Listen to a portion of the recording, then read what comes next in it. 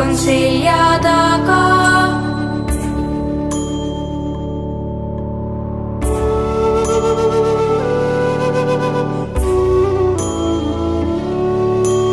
Puu on puude kõrgune, muru madal, õnn on õnne suurune, selg on selja taga.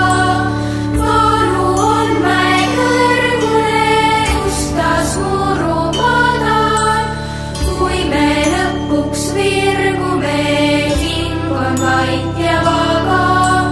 Kui me lõpuks virgume, puu on muru madal, murupuude kõrgune, kinni kasvanud rada.